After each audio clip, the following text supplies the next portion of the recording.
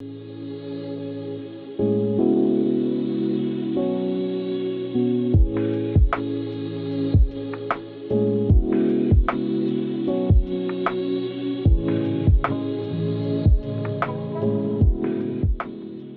1963, Boeing estaba compitiendo por la obtención de un contrato de la Fuerza Aérea Estadounidense para construir un avión de carga estratégico grande, el más grande y nunca antes visto.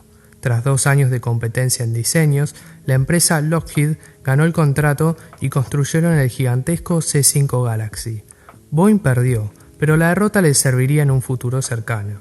En cuanto a la aviación civil, en ese momento, el Boeing 707 y el DC-8 eran los aviones más grandes y más usados por las aerolíneas para vuelos largos.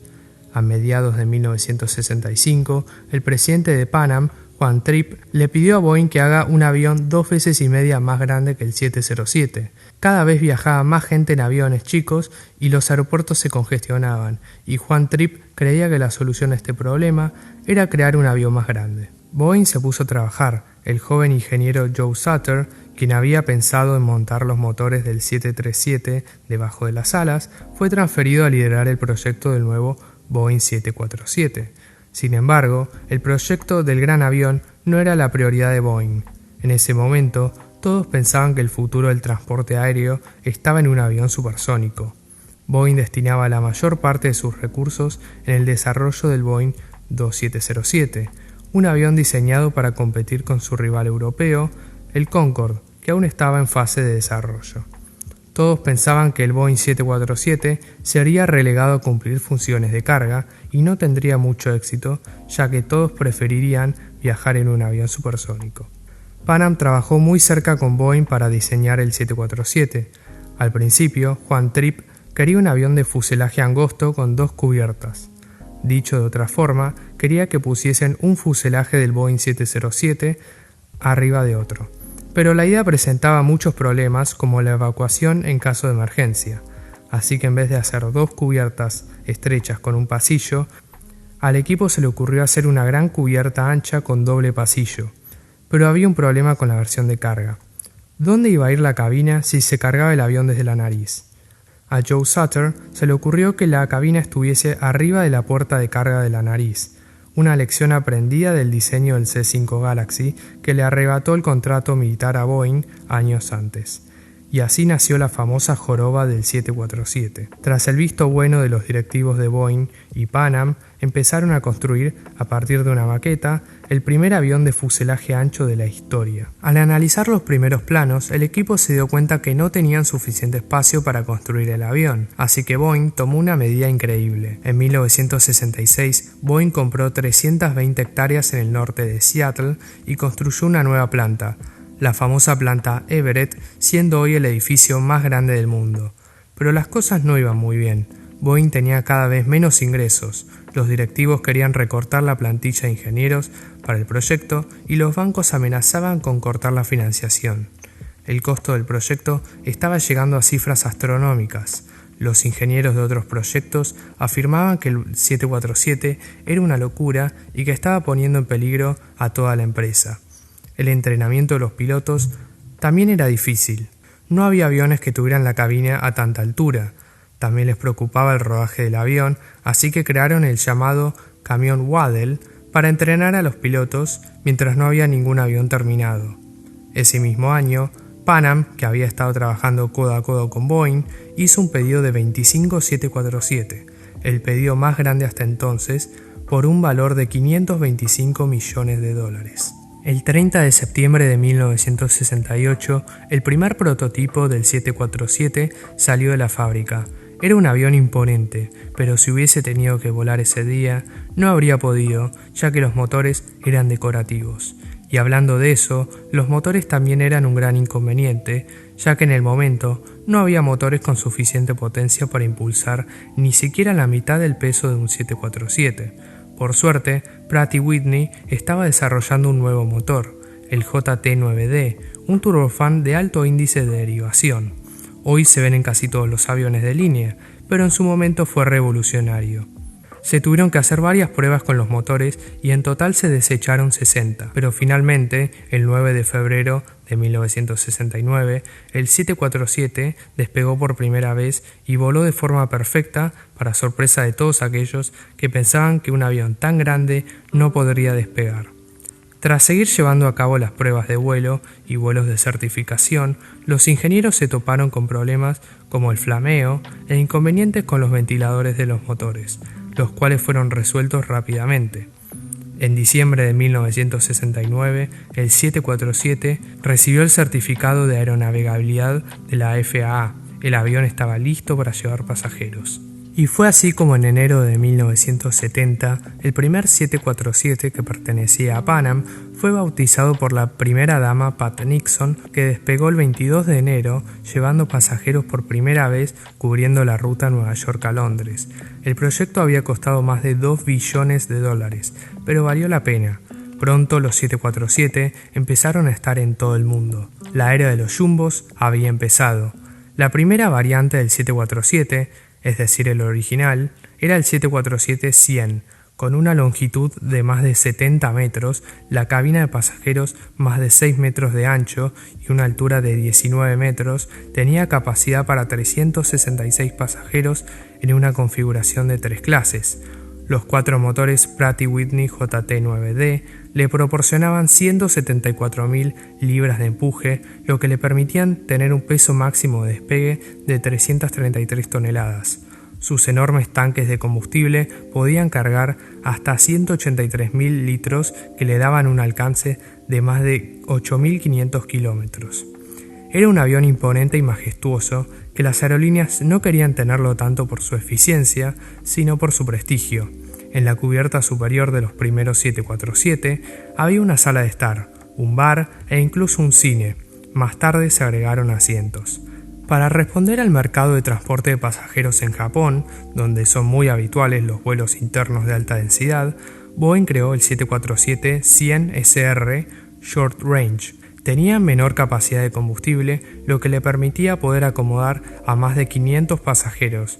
Además, estaba diseñado para poder tener una vida útil de al menos 52.000 ciclos de despegue y aterrizaje. Después estaba el 747-100B, que adaptaba la fortaleza del fuselaje del 100SR, pero tenía un mayor alcance y peso máximo de despegue. Boeing también consideró en hacer una versión del 747 con 3 motores, para rivalizar con el TriStar y el DC-10, que tenían la misma configuración, pero al final terminaron creando el 747SP, Special Performance, que entró en servicio en 1976. Su fuselaje era casi 15 metros más corto que el 747-100. Tenía menos capacidad de pasajeros, pero al tener los mismos motores que los demás y mucho menos peso, tenía un rendimiento y alcance increíbles. En 1971, el proyecto del avión supersónico Boeing 2707 fracasó y fue cancelado.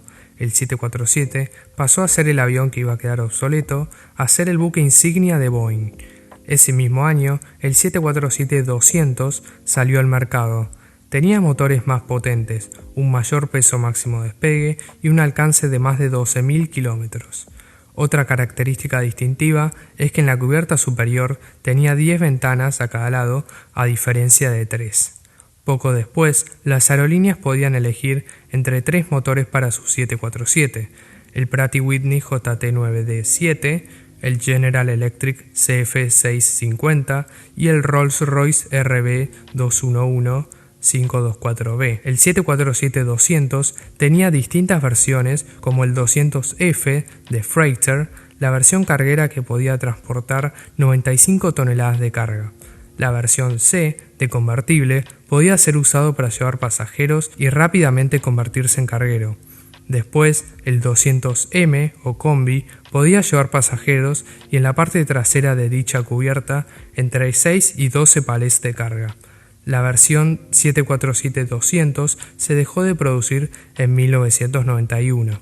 Se vendieron 393. En 1982 voló el primer 747-300 y entró en servicio con Swissair al año siguiente. Su característica más notable fue la extensión de la joroba, que era 7 metros más larga que la de los 747-200. La escalera con forma de espiral desapareció y en su lugar apareció una escalera recta que conectaba la cubierta inferior con la superior. Tenía la opción de incorporar motores Rolls-Royce, Pratt & Whitney o los mejorados General Electric CF5680. También tenía algunas modificaciones que lo hacían más aerodinámico y le permitían alcanzar mayores velocidades. Se fabricaron 81 de estos aviones. Pero la variante con los cambios más radicales fue el 747-400, que entró en servicio en 1989 con Northwest Airlines. Tenía nuevas alas y nuevos winglets que mejoraban la eficiencia de combustible en un 4%, además de la elección de nuevos motores entre los de Pratt & Whitney, General Electric o Rolls-Royce. Una nueva cabina de cristal que reemplazaba al ingeniero de vuelo. Su peso máximo de despegue era casi 100 toneladas mayor que el del 747-100 y tenía un alcance de más de 14.000 kilómetros y capacidad para 550 pasajeros en una configuración de dos clases. Se crearon varias variantes de esta versión, como el 400F de Freighter, el ERF Extended Range Freighter, el Combi, el ER de Extended Range para la aerolínea australiana Qantas y el D Domestic de corto alcance para las aerolíneas japonesas. Y por último estaba el 747 Dreamlifter, un avión carguero enorme fabricado pura y exclusivamente para Boeing para llevar partes de aviones como el 787.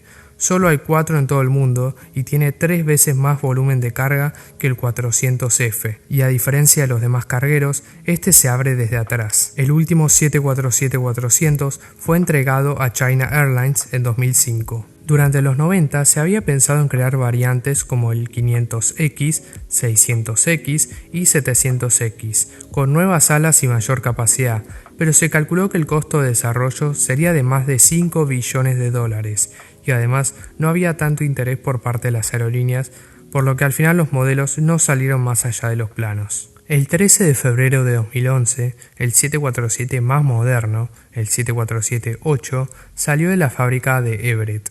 El fuselaje es casi 6 metros más largo que el 400 y tiene una joroba aún más larga, tan larga como la longitud del fuselaje de un 737. Posee tecnología del 787 como su cabina, alas más grandes y winglets y sus nuevos motores General Electric GEnx 2B67 con los distintivos chevrons que reducen el ruido, que además consumen menos combustible y producen menos emisiones.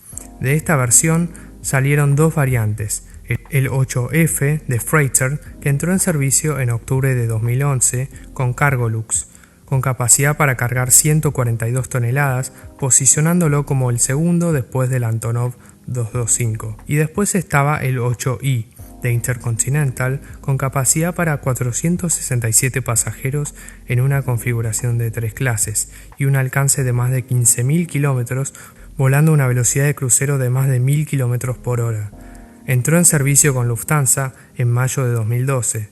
Fue el primer avión en recibir certificación ETOPS 330. Este nuevo 747 también estaba diseñado para competir con el A380, que tenía mucha más capacidad, pero que aún así perdió la batalla contra el Jumbo, principalmente por la aparición de aviones bimotores con el mismo rendimiento y además porque no había una versión de carga del A380, algo en lo que el 747 era muy bueno. Todavía sigue en producción y se vendieron 140 hasta la fecha. El 747 también tiene muchos usos y variantes particulares, como el 747 Supertanker, diseñado para combatir incendios. Puede tirar más de 76 toneladas de agua en pocos segundos. El 747 SCA de Shuttle Carrier Aircraft es el avión que transportaba al transbordador espacial desde la base Edwards en California hasta el Centro Espacial Kennedy en Florida. Solo había 2. Su característica más notable es su estabilizador vertical y horizontal. Después, el Shal 1, diseñado en 2004 para destruir misiles balísticos en vuelo gracias a su láser montado en la nariz del avión. Solo había uno y ya no vuela más. El 747 Sofia de Stratospheric Observatory for Infrared Astronomy, un ex 747 SP de Pan Am modificado para llevar un telescopio de infrarrojos usado por la NASA y DLR, una empresa alemana. Y cómo olvidar al BC-25, también conocido como el Air Force One. Desarrollado a partir del 747-200, solamente hay dos y pronto van a ser reemplazados por dos 747-8 con la designación BC-25B. También se había pensado en hacer un 747 portaaviones, pero esto nunca ocurrió. El Boeing 747, también conocido como la Reina de los Cielos, es el avión de pasajeros más famoso y reconocido del mundo. Casi todos no saben en qué avión vuelan, pero sí saben cuándo vuelan en un 747. Gracias a él, mucha gente tuvo la opción de volar. Es tan amado por el público que aparece en películas como Aeropuerto 77, Decisión Ejecutiva, Air Force One, entre otras. Al día de hoy se vendieron más de 1.500 747. A pesar de que los jumbos están desapareciendo, la Reina de los Cielos seguirá volando muchos años más.